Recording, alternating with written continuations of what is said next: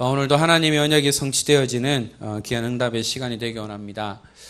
저희들은 영적인 존재이기 때문에 우리가 늘 하나님을 만나는 시간들이 필요하죠. 우리가 가정에서 사회생활하는 가운데 있어서도 사람을 만나기 때문에 또 우리의 중요한 응답들을 누리게 되고요. 또 우리가 가정에 있습니다. 그래서 항상 보고 또한 포럼을 하고 이야기를 나누면서도 또한 중요한 은혜들을 누릴 수가 있는데요. 우리가 보고 싶고 사랑하는 사람들을 늘 생각하고 만나고 싶은 것처럼 우리가 하나님을 늘 생각하고 늘 하나님을 만나기를 소원한다라면 하나님은 그 시간들을 통해서 우리에게 어마어마한 은혜와 응답과 축복을 주실 것입니다. 그래서 저희들은 다른 사람들과 다르게 분명한 언약이 있고 우리에게 생명이 있기 때문에 하나님을 만나는 그 시간들을 통해서 우리가 치유되어지고 살아나고 회복되어지는 귀한 응답들을 우리가 함께 누려야 되겠죠. 되게 오랜만에 이 오후 강단에 섰습니다. 그래서 이 시간에 다른 것이 아니고 진짜 말씀이 어떻게 성취되어지고 특별히 하나님께서 렘넌트 운동하는 우리 은평교회에 우리가 렘넌트 운동을 어떻게 감당하고 어떻게 도와야 할 것인지를 우리가 말씀을 통해서 다시 한번 더 확인하며 237 나라를 살리고 렘넌트들이 일어나며 렘넌트가 세워지는 귀한 교회의 축복을 우리가 함께 누려야 되겠습니다. 오늘 제목은 말씀 뿌리 내리는 렘넌트 운동입니다. 지난 6월 달에는 복음 각인하는 렘넌트 운동이죠. 우리 렘넌트들에게 무엇을 심어주고 무엇을 전달해야 되겠습니까? 그래서 다시 한 번 더 우리가 말씀을 통해서 확인해야 되겠고요.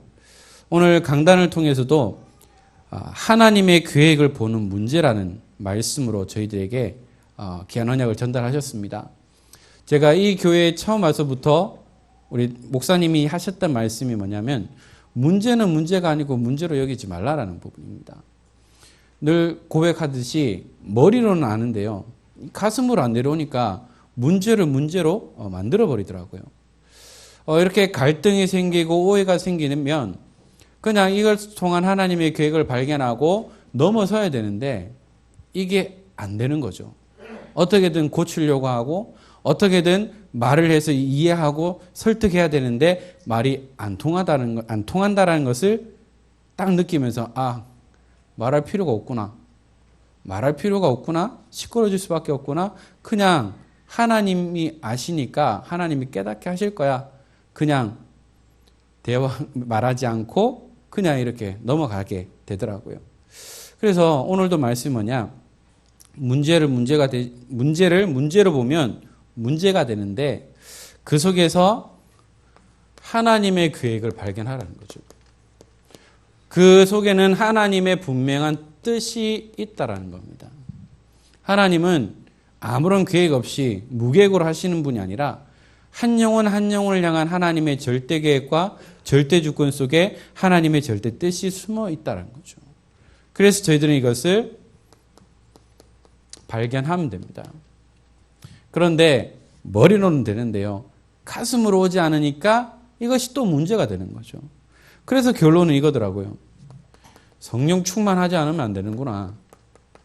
성령 충만하지 않으니까 내 것이 계속해서 튀어나올 수밖에 없구나. 성령 충만하지 않으니까 계속해서 내 것이 계속 전달되고 이것이 말싸움이 되고 언성이 높아지고 싸움이 되고 사탄만 이롭게 하는 일들이 생길 수밖에 없겠구나. 제가 그럴 때마다 늘 버릇처럼 하는 말이 있습니다. 내가 아직 덜 죽어서 그래. 갈라디아 2장 20절이죠. 나는 죽고 오직 그리스도만 살아야 되는데 하나님 잠깐만 계세요. 제가 하려고 하는 거죠. 계속 제가 살아있습니다. 빨리 죽어야 안 아픈데 덜 죽어 있으니까 고통스러운 거죠. 그래서 이것이 이론이 아니라 실질적인 나의 모든 삶의 현장 속에 그리스도의 영으로 충만하고 날마다 나는 죽고 오직 그리스도만 나타나는 귀한 응답들을 함께 누려야 되겠죠. 그래서 우리는 말씀과 기도를 통해서 영적인 힘을 얻으라는 거죠. 이 개인의 비밀입니다.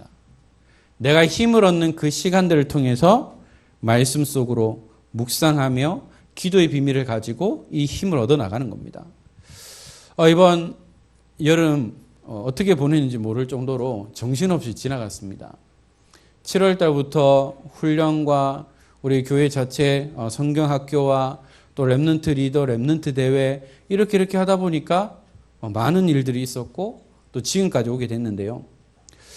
교회 새로운 현장으로 부임하게 되고 또 여기에서 또 각 기간별로 랩넌트 성경학교를 인도받게 되어지고 또 저희는 좀 특별한 게 뭐냐, 이번 랩넌트 리더 세계 랩넌트 대회는 저희 3대가 함께 랩넌트 대회에 참여했었던 시간표였습니다. 그래서 할아버지께서 온유를 보려고 저희 팀장부실에 친히 방문하시기도 했고, 리더 기간에는 이게 시간표 안 맞으니까 온유보 데리고 오라고 해서 또 용돈도 주시고 이렇게 하시더라고요. 어떻게든 와서 용돈 주고 싶어 하시고 보고 싶어 하는데 저희 온유는 할아버지한테 잘 안 가요. 그런데 우리 랩런트들한테는 정신없이 가는데 어른들한테는 잘 안 가더라고요. 이것을 보면서 나한테 잘 안 오더라도 손녀니까 얼마나 이쁘겠어요. 그러니까 계속 보고 싶고 있으면 주고 싶다라는 거죠. 얼마 전에도 그런 말씀하시더라고요. 있으면 주고 싶다라는 거죠. 그래서 아빠의 마음과 할아버지의 마음은 아마 다를 것 같습니다. 그래서 이렇게 우리 3대가 함께 중요한 응답의 현장이 있었고, 또 이제 중요한 대회를 마치고 나니까 또 갑작스럽게 또 저희 장인 어르신이 하나님의 부름을 받고 또한 천국으로 가시는 그런 시간들도 있었습니다. 물론 저희 장인 어르신이 좀 암 수술을 하셨고 투병 중에 계셨는데 그렇게 갑자기 가실 줄은 몰랐어요.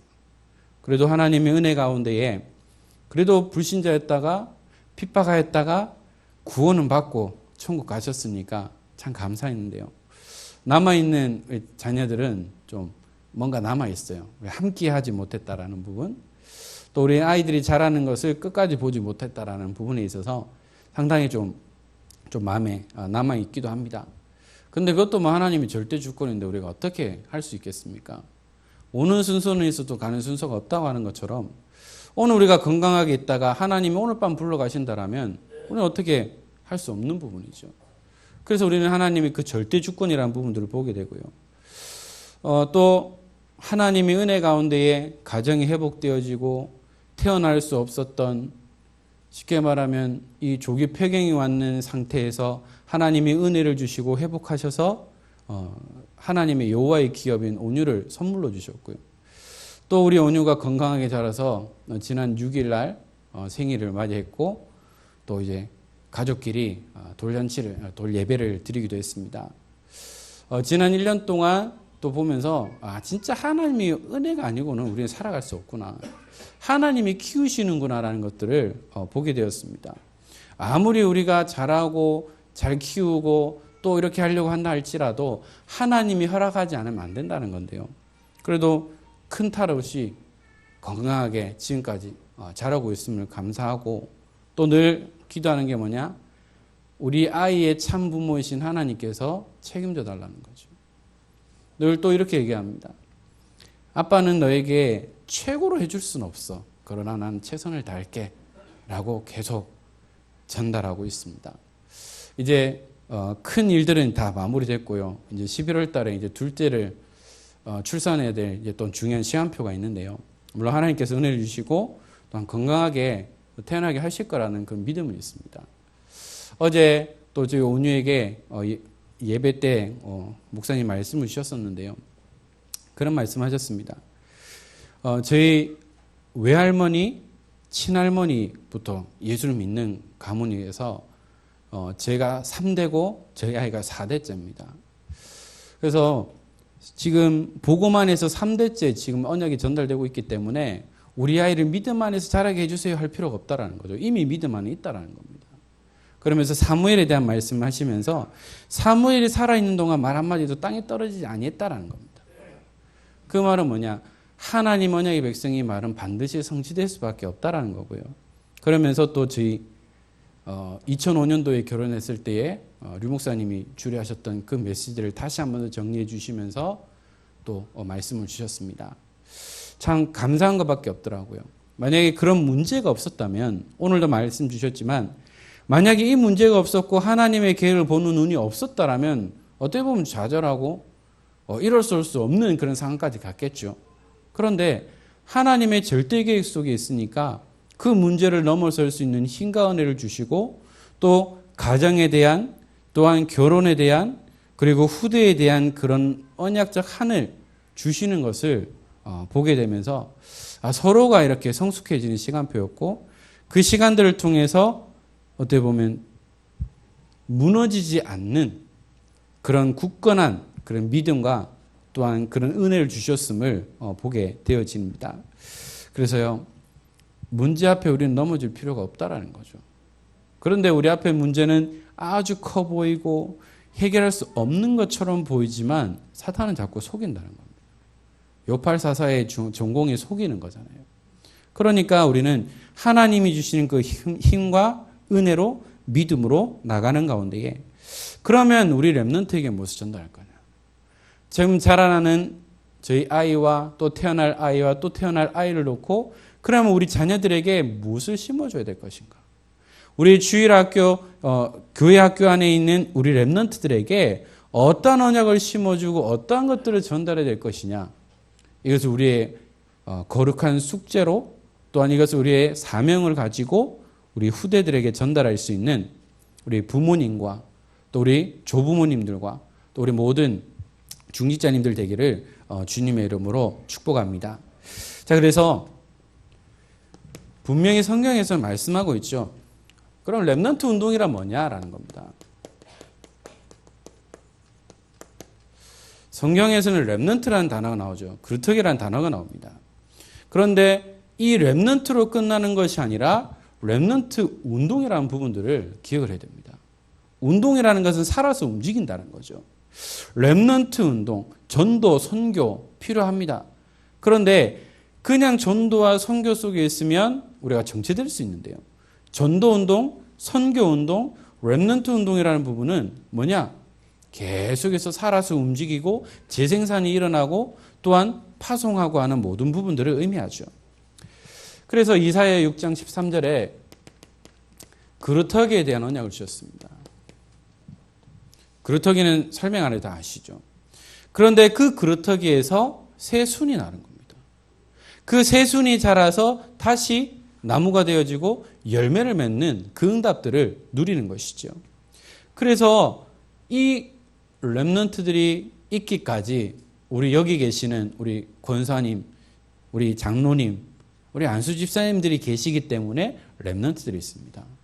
그래서 여기 계시는 우리 중직자님들이 진정한 그루터기입니다. 나는 뭐 밤나무 상수리 나무야, 이게 아니고요. 밤나무 상수리 나무가 아니라 우리 여기 계시는 우리 중직자님들이 진정한 렘넌트입니다. 아멘. 아무도 안 하시네요. 진짜예요. 우리 어른들이 안 계시면 우리 렘넌트들은 있을 수가 없어요. 그래서 그래, 나는 어덜트 렘넌트야 라는 그 자부심을 가지고 우리 선배 렘넌트가 우리 새파란 자라나는 우리 콩나물과 같은 렘넌트들에게 언약을 전달하는 거죠. 또한 남은 자입니다. 이 시대의 남은 자, 남는 자, 남을 자, 남길 자죠. 이 약한 시대에, 죄악에 가득한 시대에 이 복음의 빛을 발할 남은 자로, 또한 이 시대에 남는 자로, 남을 자로, 남길 자로 하나님 우리 렘넌트들을 부르셨다는 거죠. 그것이 스바냐 2장 7절에 나와 있는데요. 그 지경은 유다족 속의 남은 자에게로 돌아갈지라. 그들이 거기에서 양떼를 먹이고 저녁에는 아스글론 집에서 누우리니 이는 그들의 하나님 여호와가 그들을 보살피사 그들이 사로잡힘을 돌이킬 것임이라 라고 말씀하고 있습니다. 남은 자에게로 돌아간다는 거죠.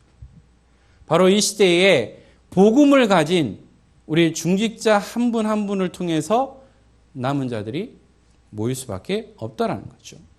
그리고 흩어진 자입니다.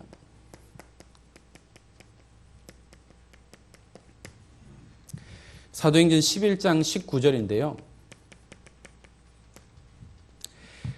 그때의 스데반의 일로 일어나는 환란으로 말미암아 흩어진 자들이 베니게와 구브로와 안디옥까지 이르러 유대인에게만 말씀을 전하는데, 스데반의 환란으로 흩어졌다고 했습니다. 만약에 그 환란을 문제로 여기고 주저앉았다라면 이곳에 모일 수 없었겠죠. 그런데 그들은 하나님의 계획을 발견하고요, 스데반의 환란으로 흩어진 자들이 바로 안디옥에 모이게 되는 겁니다. 그래서 이제 초대교회 모든 일정을 마치고 안디옥 교회를 통해서 하나님 또한 새로운 시작하시는 것을 보게 되어지는데요. 여기에는 우리가 말하는 진짜 전도 제자가 모인 겁니다. 문제 앞에 넘어지지 않고 쓰러지지 않고 하나님의 절대계획 주권 속에 있는 이들이 모여서 복음 때문에 핍박받았는데 그것으로 안주한 것이 아니라 새로운 하나님의 계획이 있는 현장에 모여서 그들이 새로운 교회의 그 응답과 축복을 누리고 선교운동이 시작되어지는 것을 우리는 스데반의 환란 이후에 일어나는 것을 보게 됩니다. 그래서 저희들은 그리스도의 제자의 축복을 누려야 됩니다.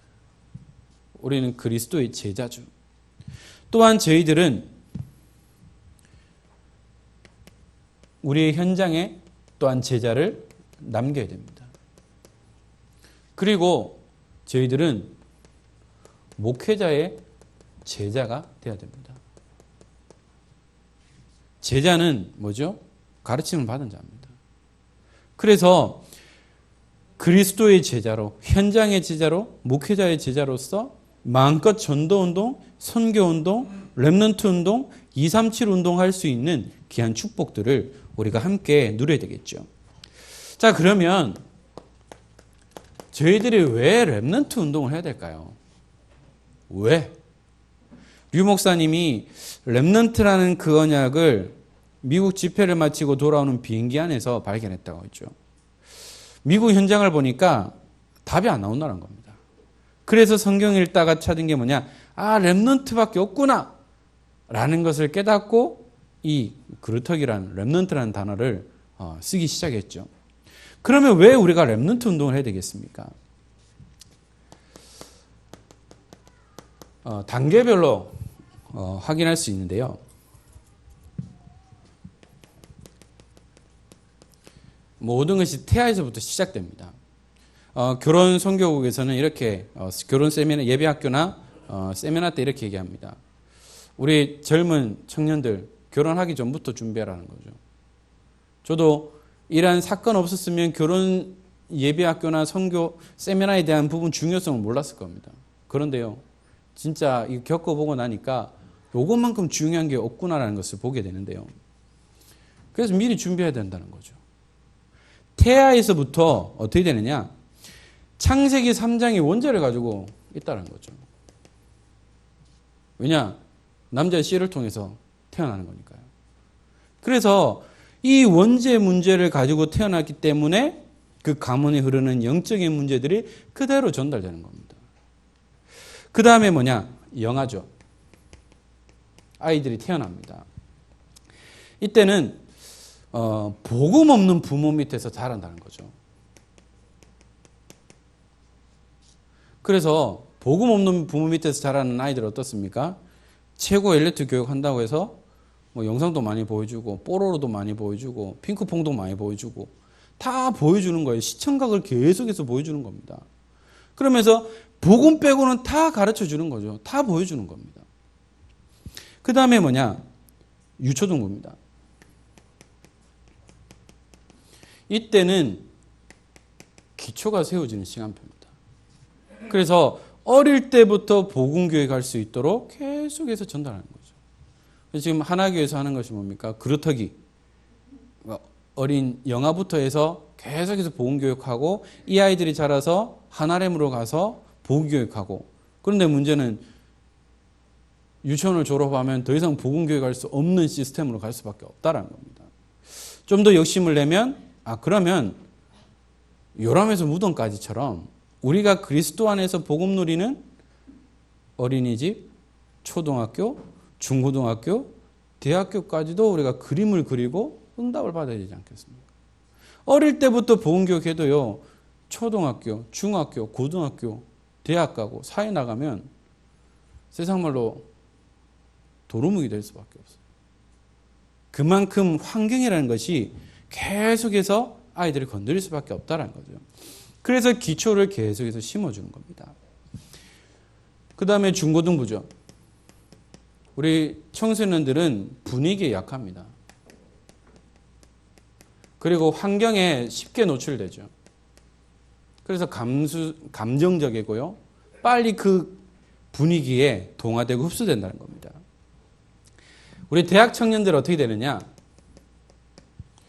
이들은 대학에 가면 그 대학 문화 속에 나도 모르게 동화됩니다. 사회 나가면 그 사회에 그대로 그 문화 속에 흡수될 수밖에 없죠. 부푼 꿈을 가지고 있지만 그 현장에 가보면 막상 이 나의 꿈과 다르게 일어난다는 거죠. 제가 한동안 놨던 책을 다시 잡았는데요. 그 책 제목이 이제 90년대생에 대한 그런 책이었습니다. 예전에는 그 꿈이 뭐냐? 다 대기업 가는 꿈인데 90년대생의 특징을 보니까 뭐냐면 자기 선배나 형이나 가족들이 대기업에 들어갔는데 적응하지 못하고 다시 튕겨 나오더라. 결국은 뭐냐? 그들이 공무원 시험을 친다라는 거죠. 그래서 90년대생 주로 뭐냐? 이제 공무원에 대한 꿈을 가지고 지금도 노량진에 가서 계속 한다는 거죠. 그런데 문제는 공무원 뽑는 게 거의 뭐 1.8%? 뭐 10명 하면 1명, 2명 뽑힐 만큼 그 문이 좁은데요. 계속해서 공시생이 된다는 거죠. 물론 거기에 따르는 여러 가지 경제적 손실에 대한 부분들도 얘기를 하는데 제가 지금 읽은 내용이 바로 여기까지입니다. 그래서 모든 꿈이 뭐냐? 이제 평생 짧고 굵게 뭐 길게 막 이렇게 표현을 합니다. 대기업에 가서 굵고 짧게 할 바에 차라리 뭐 가늘고 길게 가겠다라고 하면서 최고의 꿈이 뭐냐? 최고의 꿀보직이라고 하는 것이 바로 공무원이라고 그렇게 표현을 하고 있습니다. 그래서 그러한 문화 속에 보면 현실을 보면서 계속 그 문화에 동화되고 결국은 다른 길로 갈 수밖에 없는 그런 문제 속에 놓일 수밖에 없죠. 또한 이들이 장년이 되었습니다. 태에서부터 감춰져 있던 모든 영적인 문제들이 결국은 사회적 문제로 일어날 수밖에 없죠. 며칠 전에 부산에 얘기 보셨죠? 관광원 20대 아가씨들을 묻지마 폭행해서 코뼈 내려앉게 있는 그 사건이 있습니다. 제정신이면 그렇게 못했겠죠. 지금 아직 잡지는 못했다고 하는데요. 그들이 가지고 있는 영적인 문제들이 일어날 수밖에 없고 어떤 사람은 식당에서 술 먹고 집 화장실 문 열어서 몰카 찍었다가 결국은 잡힌다는 거죠. 왜 그럴까요? 잠재되어 있던 그 문제들이 드러날 수밖에 없다는 겁니다. 그래서 우리가 렘넌트 운동을 해야 되고 렘넌트를 키워야 되는 이유가 바로 여기에 있습니다. 그래서 중요한 것이 뭡니까? 태에서부터 계속해서 복음을 각인시키고 심어줘야 한다는 거죠. 그래서 계속해서 언약을 전달하는 겁니다. 계속해서 예수님이 그리스도는 사실을 전달하고 계속해서 말씀을 듣는 거죠. 예전에는 저희 집에 메시지가 많이 들렸다라면 요즘은 찬양 소리가 많이 들립니다. 예전에 저희 어린이 찬양 관심이 없었는데 온유가 태어나고 나서부터는 어린이 찬양을 많이 듣게 되고요. 많이 부르게 되고 합니다. 이렇게 영적인 분위기를 만들어가는 것이 참 중요하더라고요. 그렇다고 제가 잘하느냐? 아니요, 못해요. 집에서 싸울 때도 있고요. 온유가 있는 데서 큰 소리 할 때도 있고요. 물론 마지막에 미안하다라고 사과를 하는데 목사인 저도 늘 성령 충만할 수 없고 저도 욱하는 성격이 나와서 가끔 말다툼할 때도 있습니다. 그러나 그 후회를 하죠. 온유야 미안해. 그러면 집사람의 말이 실컷 해놓고 왜 미안하다 하냐면서. 예, 또 후회를 합니다. 그만큼 연약하고 그렇기 때문에 제가 그리스도가 필요하다고 더 고백할 수밖에 없는 거죠. 그래서 하나님께서 저희들에게 렘넌트에 대한 언약을 주셨는데요. 앞에 말씀드렸던 것처럼 이 그루터기에 대한 언약을 주셨고, 그래서 하나님이 우리와 함께 하시겠다라는 임마누엘의 언약을 허락해 주신 겁니다. 그리고요, 이사야 40장 27절에서 30절에 보면 여호와를 앙망하는 자에게 주시는 것이 있다고 했어요. 독수리 날개치며 올라같이 새 힘을 얻는다고 하셨습니다. 우리가 여호와를 앙망하고 그리스도만 바라보면 하나님은 우리에게 힘을 주신다고 했습니다. 그냥 힘이 아닌 새 힘을 주신다고 분명히 약속하셨죠. 또한 43장 18절에서 21절을 보니까 왜 하나님이 우리를 지으셨느냐? 이 백성은 나를 위하여 나의 찬송을 부르게 하려 함이라. 우리가 창조적 목적은 하나님을 찬양하는 것. 물론 우리 인간의 창조 목적은 하나님을 영화롭게 하는 것이라고 분명히 말하고 있습니다. 그러면서 우리를 지으신 이유는 하나님을 찬양하기 위해 우리를 지으셨다고 분명히 말씀하셨어요. 그래서 우리가 가지고 있는 이 입술을 가지고 무엇을 하겠습니까? 하나님을 찬양하는 거죠. 그런데 또 성경이 이렇게 얘기하고 있습니다. 우리가 하나님을 찬양하지 않는다라면 이 돌을 들어서라도 하나님을 찬양하게 할 것이라는 거죠. 어떻습니까? 생명 없는 돌덩어리를 통해서 하나님 찬양하게 하시겠다라고 말씀하신 거죠. 그러면 우리 자존심 상하지 않습니까? 하나님의 형상대로 지음받은 우리가 하나님을 찬양해야 되는데 우리가 하나님을 찬양하지 않고 세상을 노래하고 세상을 즐거워한다라면 하나님은 그 생명 없는 것을 가지고라도 하나님을 찬양하게 하겠다라고 분명히 말씀하고 있습니다. 그래서 저희들은 이 입 가지고 뭐 하겠습니까? 그냥 우리 배만 불리는 데만 하겠습니까? 남을 잘근잘근 씹을 때만 쓰겠습니까? 진짜 복음을 말하고요. 복음을 전달하고요. 하나님을 찬양하는 우리의 입술이 돼야 한다는 것이죠. 또 이사야 60장 1절에서 21절에 분명히 22절이죠. 분명히 말씀하고 있습니다. 일어나라, 빛을 발하는 겁니다. 일어나 빛만 발하면 모든 어둠은 물러갈 수밖에 없어요. 이번에 태풍 링링 때문에 큰 피해를 입은 지역도 있습니다. 그리고요, 바닷가에 가면 등대가 있습니다. 등대가 왜 있죠? 여기는 위험한 곳이니까 오지 말라는 겁니다. 그 등대 불빛만 봐도요, 배는 파손되지 않습니다. 그런데 그 등대가 등대 역할을 하지 못하면 결국은 문제가 일어날 수밖에 없어요. 바로 하나님께서 우리 전도자들이 있는 그곳에 일어나 빛만 발하면 어둠은 물러간다라고 분명히 말씀하셨어요. 빛만 발하면 됩니다. 그리고요, 62장 6절에서 12절에 성벽에 파수꾼을 세운다고 하셨습니다. 파수꾼이 뭡니까? 지키는 자입니다. 바로 우리 후대를 지키는 파수꾼의 역할을 해야 되고요. 우리 렘넌트들이 마음껏 응답받을 수 있도록 다른 요소들이 우리 렘넌트들을 건드리지 못하도록 늘 깨어 있어야 한다는 겁니다. 파수꾼이 졸아버리면 그 지역은 완전히 초토화될 수밖에 없습니다. 그래서 우리는 늘 영적으로 깨어 있어야 한다는 거죠. 우리 중직자님들의 기도로 우리 렘넌트들이 살아납니다. 우리 중직자님들의 기도로 우리 교육자들이 살아가고 있습니다. 그래서 우리는 파수꾼의 사명을 감당하는 것. 그래서 우리는 렘넌트 운동을 해야 할 분명한 이유를 말씀하고 있습니다. 자, 그러면 우리 렘넌트들에게 무엇을 전달해야 될까요? 무엇을 줘야 되겠습니까? 다른 것이 아닙니다. 디모데후서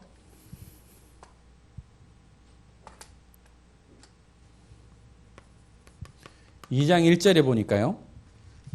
내 아들아, 그러므로 너는 그리스도 예수 안에 있는 은혜 가운데서 강하고, 바로 그리스도 예수 안에 있는 은혜, 또한 그리스도 예수 안에 있는 지혜를 전달합니다. 지식은 습득할 수 있죠. 그러나 지혜는 삶을 통해서 나오는 겁니다. 다른 것에서의 지혜와 지식이 은혜가 아니라 그리스도 예수 안에서 나오는 은혜, 그 지혜를 얻고 전달을 해야 한다는 거죠. 그래서 그리스도라는 축복을 체험하도록, 그래서 우리 아이들이 인격적으로 판단할 수 있는 그때 그리스도를 영접할 수 있도록 초청하는 겁니다. 그래서 그리스도 예수님이 오신 이유가 나를 위해, 나의 죄를 해결하기 위해 그리스도가 오셨구나. 그래서 내 마음의 문을 열고 예수님을 영접합니다라고 할 수 있도록 이 그리스도의 축복을 체험하도록 하는 것이고요. 또한 그 안에 있는 은혜 가운데 있도록, 그리고 그리스도 예수 안에서 강함을 얻을 수 있도록 우리 후대들에게 전달해야 됩니다. 2장 2절에는 이렇게 말씀하고 있습니다. 또 내가 많은 증인 앞에서 내게 들은 바를 충성된 사람들에게 부탁하라. 그들이 또 다른 사람들을 가르칠 수 있으리라. 많은 증인 앞에서. 증인은 뭡니까? 본 사람입니다. 그래서 증인 채택하는 것이 참 중요하죠. 바로 하나님께서 우리에게 증거를 주신 가운데 우리가 증인을 서는 겁니다. 내가 하나님 만나기 전에는 이러한 삶을 살았는데 내가 그리스도를 통해서 새 사람이 되니까 하나님은 이것을 가지고 증인을 서게 하셨다는 거죠. 옛날에는 죄송합니다. 이런 말씀은 안 되겠죠. 완전히 알코올 중독자였다고 하면 이제 그리스도를 통해서 회복돼서 다시는 술 생각나지 않고, 그래서 술고래 이제 완전히 알코올 중독자한테 가서 나 이렇다. 들고는 못 가도 너는 갔다. 그런데 내가 하나님 만나고 나서 이제는 놓고 못 다닌다. 다른 것을 놓고 있다. 라고 하면서 증거를 가지고 증인을 서는 겁니다. 내가 여기 아팠는데 이 약을 쓰고 나니까 나 완전히 나았어. 그러면 그 질병에 대한 얘기만 들리면 나도 모르게 말할 수밖에 없는 겁니다. 맛있는 집만 가도요. 요 집 가면 진짜 맛있어. 맛집이야. 핫한 집이야. 핫플레이스야. 라고 해서 계속 얘기하는 거죠. 맛있는 것만 맛봤는데도, 좋은 것만 봤는데도 말할 수밖에 없는 것처럼 하나님은 우리에게 그리스도를 통한 증거를 주시고 그것을 가지고 증인으로 서게 하신다는 겁니다. 그래서 뭡니까? 충성된 사람들에게 부탁하라는 거죠. 바로 이 복음의 생을 건 제자들에게, 렘넌트들에게 전달하고 부탁하라는 겁니다. 내가 하지 못한 이 세계복음화를 이어줘. 내가 하지 못한 이 237 운동 이걸 계속해서 이어주라고 계속해서 부탁하고 전달하는 거죠. 그러면 우리 렘넌트들은 그것을 가지고 또한 하나님이 주신 은혜 가운데에 귀한 일들을 감당해야 되는데요. 그래서 저희들은 다른 것이 아니라 말씀에 뿌리 내려야 됩니다. 가로수 심을 때도 그냥 바로 심지 않잖아요. 이것이 뿌리 내릴 때까지 계속해서 도와주는 겁니다. 저는 분재는 별로 모르는데요. 분재하시는 분도 뭡니까? 이게 커지면은 화분도 바꾸고 이거 뿌리 내릴 때까지 신경 많이 써야 되잖아요. 마찬가지입니다. 다른 것이 아니라 말씀에 뿌리 내릴 수 있도록 계속해서 관리하고 도와줘야 한다는 거죠. 자, 그러면 오늘 요한복음 메시지를 저희들이 읽었는데요. 그러면 우리가 어떤 말씀에 뿌리 내리도록 렘넌트들에게, 우리 새가족들에게, 우리 성도들에게 전달해야 될까요?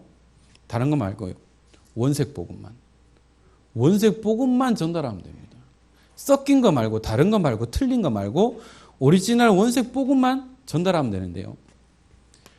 창세기 3장 15절의 여자의 후손, 6장 14절의 방주의 언약, 출애굽기 3장 18절의 피의 언약, 이사야 7장 14절의 임마누엘의 언약, 마태복음 16장 16절의 그리스도에 대한 언약을 계속해서 각인시키는 겁니다.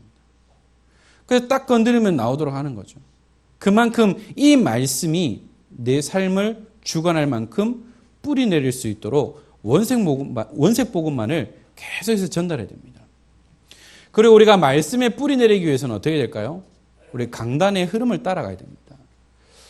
우리 응평교회의 강단 말씀을 계속해서 따라갈 수 있도록 얼마나 좋습니까? 핸드폰만 키면 우리 목사님의 메시지를 들을 수 있는데요. 핸드폰만 키면 유튜브만 켜도요. 영상으로 우리가 말씀 들을 수 있습니다. 메시지 홍수 속에 있어요. 그러나 그 메시지 홍수 속에서도 우리의 강단 말씀을 놓치지 말아야 됩니다. 그리고요, 우리 본부 전체 메시지가 있죠. 또한 우리 매일매일 받는 현장 메시지가 있습니다. 기도 수준 메시지죠. 이 말씀의 흐름을 놓치지 않아야 된다는 겁니다. 우리가 아무리 임마누엘 교회 메시지를 많이 들어도요, 우리가 응답받는 메시지는 우리 강단에서 나오는 그 메시지가 아니고서는 정확한 응답 받을 수 없어요. 류 목사님이 저희 사정을 잘 알겠습니까? 아니면 우리 담임 목사님이 저희 사정을 잘 알겠습니까? 그겁니다.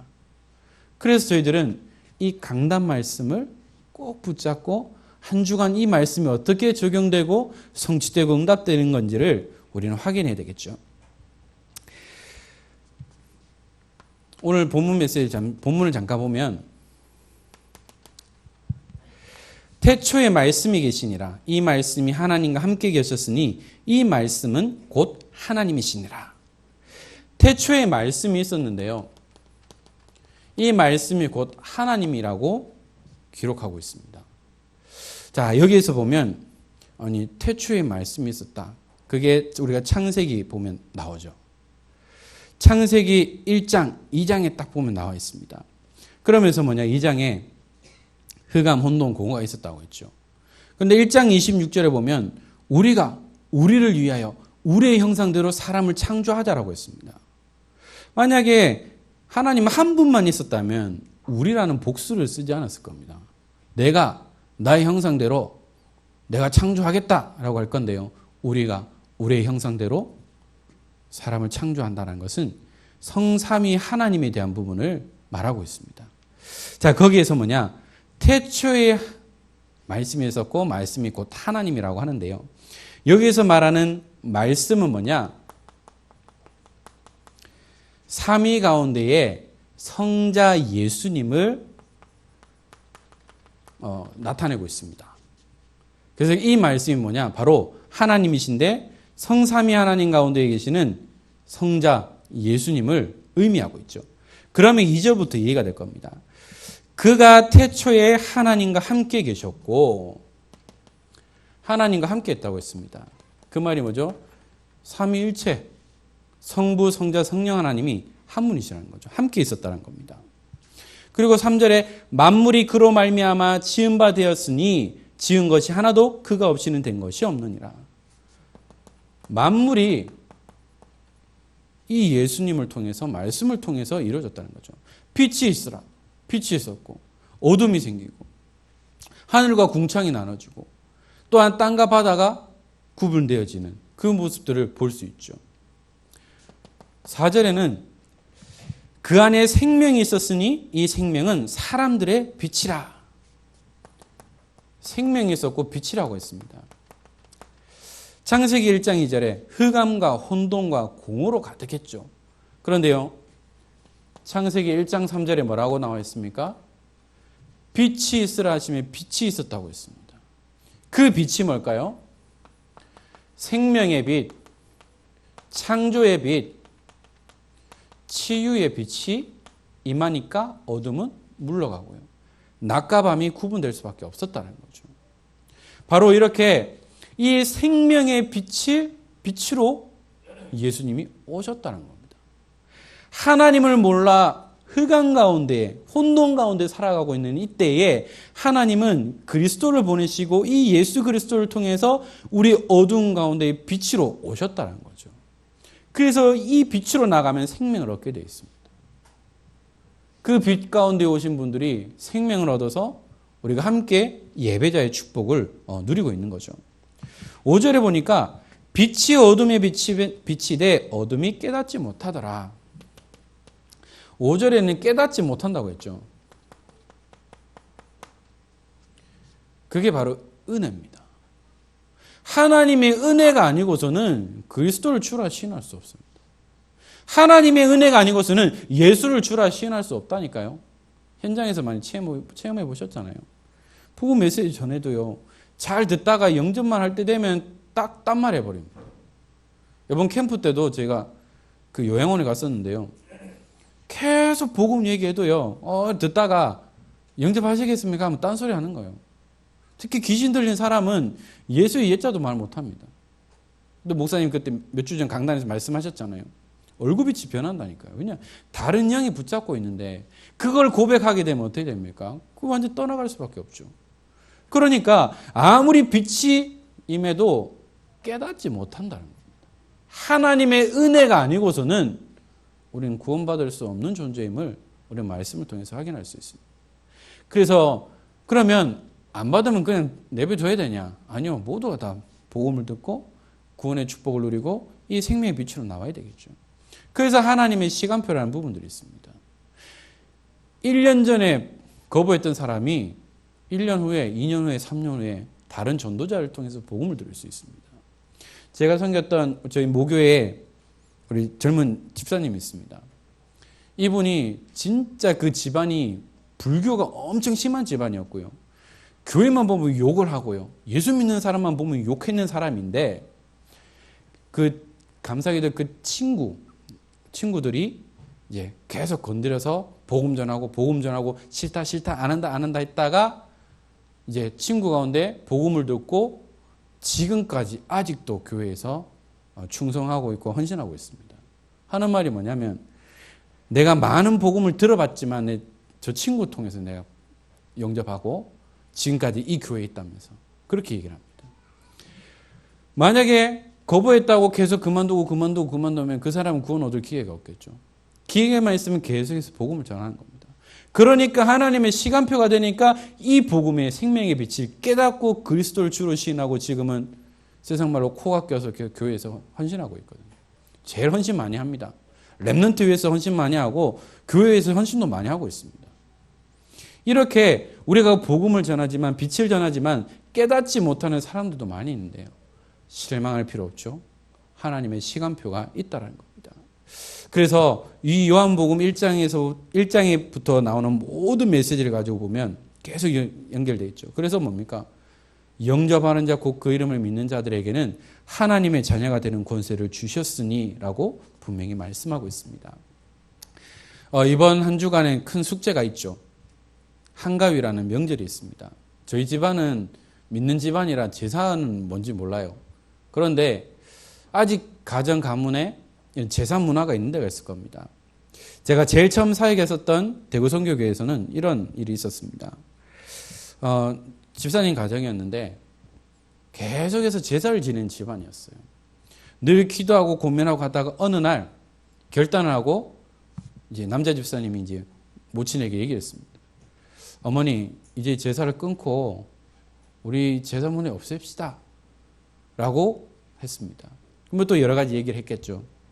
그러면은 노발대발하고 안 돼라고 해야 되는데 그 어머니께서 뭐라고 말씀하셨느냐. 그래, 그거 없애고 너희들이 잘 된다면 안 해야지 라고 해서 제사 문화가 끝났다고 하더라고요. 물론 거기까지 많은 기도와 많은 영적 싸움이 있었겠죠. 바로 이것이 뭡니까? 영적 싸움입니다. 아직까지 제사 문화가 끊어지지 않은 가정과 가문이 있다면 진짜요. 기도하시면서 지혜롭게 하셔야 됩니다. 싸우면 안 돼요. 싸우면 지는 겁니다. 그렇기 때문에 계속해서 기도하면서 내 대 이것이 안 끝나면 우리 후대라도 끊어질 수 있도록 진짜 기도하셔야 됩니다. 그래서 이번 추석이 가정 가문을 살리는 가문 캠프 응답을 노리는 명절이 되었으면 좋겠고요. 저희는 잘 모르겠습니다. 그러나 진짜 이 불신 가정 가문, 우상 섬기는 가정 가문에 계신 분들은 그 시간들이 너무나 고통스럽고 힘들겠죠. 그러나 하나님은 빛을 가진 우리 전도자들 때문에 가정과 가문의 흑암 문화, 제사 문화, 우상 문화가 완전히 끊어지게 됐습니다. 그래서 끊어진 이 우상 문화가 복음 문화로, 예배 문화로, 또한 은혜의 문화로 바뀌어지는 귀한 명절 캠프가 되었으면 좋겠고요. 오가는 길 안전 운전하시고 또한 편안한 가운데에 가정과 가문을 살리는 귀한 캠프의 응답을 누리는 시간들이 되었으면 좋겠습니다. 말씀을 맺겠는데요.